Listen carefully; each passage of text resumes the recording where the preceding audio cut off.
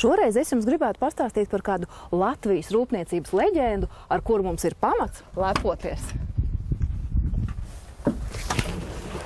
Auto entuziasts un inženieris Andris Dambis ir savācis lielāko RAF mikroautobusu kolekciju Latvijā. Pirmo reizi to publiski būs iespējams apskatīt muzeja naktī.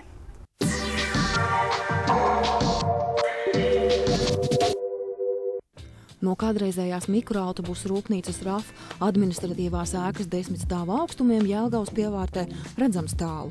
Gandrīz var aizskatīties līdz pagājušā gadsimta 70. gadu sākumam, kad šeit no konvejera gadu nobrauca 16 000 visā plašajā Padomzemē izslavēto mikriņu.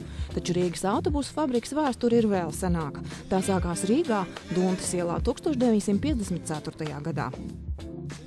Tad, kad sākās tā lieta, tas ir 1950. gadu beigās. Tad latviešu inženieri, galvenais tā bija Laimons Kleiga, kas to lietu tā kā izdomāja un sāka veidot. Nebija tāda mikroautobusa kā šķira, bija vai nu vieglās mašīnas, vai nu kravas mašīnas. Ja? Un tad, protams, pasaulē jau šis tas tāds bija. Un tad viņi pirmie sāka Padomju Savienībā toreizējā veidot šādus mikroautobusus. Latvijā arī uztaisīja arī dizainu. Protams, ka vajadzēja apgādāt visu lielo Padomju Savienību, un tas pieprasījums bija grandios un netika ar to galā. Un, ja sākumā sevišķi tās vecās labās apaļās Latvijas tās ļoti kvalitatīvi tika taisīts, tad tas bija Rīgā Rafā Duntas ielā. Tad, kad sāku šīs te taisīt, tas bija 1976. gadā.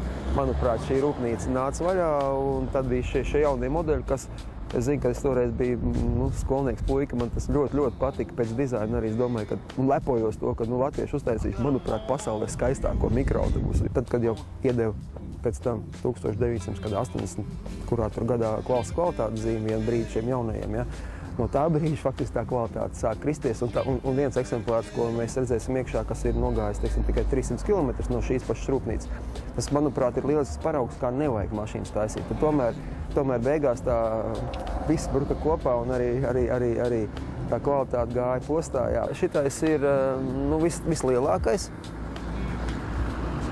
Saucās RAF 976, viņu Rīgā taisīja.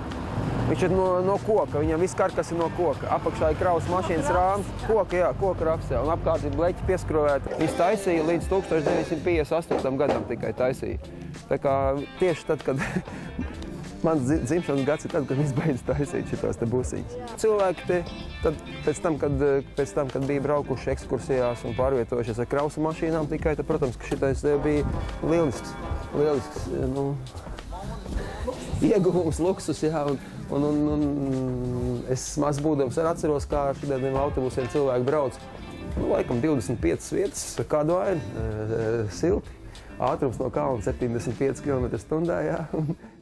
Pie Andra Dambja, kurš plašāk pazīstams kā viens no leģendārā Dakāras rallija elektromobīļa Oskar EO konstruktoriem, Latvijas autobūvas vēsture sāka krāties pirms gadiem 5.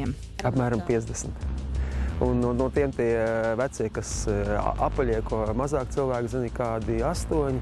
Un šie te jaunie modeļi, galvenokārt viņiem tas RAF 2203 nosaukums ir. Tie, kas tika ražoti šeit Jelgavā, tie ir kā 40.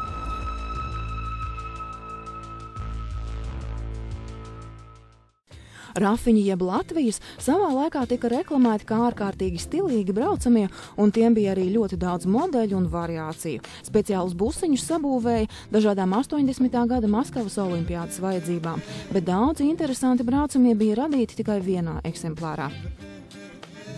Šitais auto ir bijis atmosfēras aizsardzībai, te vēl uzraksts ir saglabājies, tātad vajadzēja, atcīmēt kaut ko mērīt.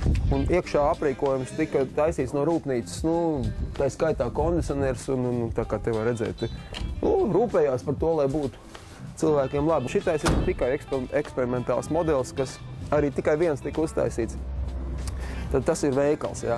Šeit ir tā tirgošanās vieta, paceļ jumtiņu augšā, un tad, ja grib nopirkt tos čipšus vai saldējumu, tad no aizmugurs pienāc klāt. Pa šeit pārdevēji tiek iekšā, reku viņai ķeblītes smuks, kā sēdēt, jā. Tur ir plaukti, kur preci izlikt, rekusapcīt arī elektriskais rafiņš. Viņš gan varēja nobraukt tikai 40 km, bet tas nekas. Manuprāt, ļoti interesants stāsts. Šos maziņos Kremlis izmantoja sev pazemes tuneļiem, jā. Un tad sanāk, ka tur, protams, ka vajadzēja bez dūmiem to lietu. Speciāli tika iztaisītas durvis, es nezinu, vai šeit būs. Šeit laikam nav tas paraudziņš, kad durvis nebija taisāmas šādi te vaļā, sānis, bet bīdījās durvis, jā. Lai būtu tajā šaurā. Un pat mašīna uztaisīja visu šaurāku. Speciāls stikls bija šaurāks. Tas bija tas pielietojums. Pirmo reizi Dāmbja kolekcijas rafiņi gan restaurēti un ejoši, gan tādā skatā, kādā atrasti dažādās pļavās, pakšķos un šķūnīšos, publiski būs redzami muzeja nakts pasākumos no 17. līdz 19. maijam Jelgavas rafu teritorijā, kur tos varēs nevien apskatīt un fotogrāfijās un filmās iepazīties ar rūpnīcas vēsturi, bet arī aptaustīt un izlaist kādu riņķīti, sajūtot senatnes garšu. Es labi zinu, kā smaržo šis autobus, tāpat kā mikroautobus, kad vajadzēja braukt no centrālās stacijas, piemēram, uz Ķengaru, es zinu, kā viņam durvis klapējās un tā tālāk. Jā. Tad šeit tā smarža ir iekšā pilnīgi saglabājusies, interesanti tas ļoti. Jaunus arī eksperimentālus modeļus RAF turpināja izstrādāt līdz 1997. gadam. Ironiski simboliski, ka padomju Latvijas autobūvas flagmanis pa Skuju taku aizgāja kopā ar pēdējo modeli Katafalku. Tomēr mūsdienās dzīvība RAF teritorijā nav apstājusies. To apsaimnieko lielākais rekonstruētais industriālais parks Latvijā NP Jelgavas biznesa parks. Un arī autoražošanā Latvijā nebūtu nav pielikts treknes punkts. Varētu Latvijā ražot, un viena nopietna lieta, ar ko mēs pašlaik Ogrē nodarbojamies, tas ir elektriskās mašīnas. Un elektroautomobīļi varētu būt patiešām tie, kuri vai nu no nulles tiek ražoti, vai nu kā mikroautobusi, vai būt kā divvietīgi mazi kaut kādi turista autobusiņi, ja? Varbūt kā lieli lidostās pasažieru pārvadāšanas autobusi. Ja? Tad šādi plāni mums ir, un es redzu, ka šāda specifiska niša varētu būt Latvijai pa spēkiem, apjomziņā arī. Protams, ka šāda lielā rūpnīca vairāk nebūs.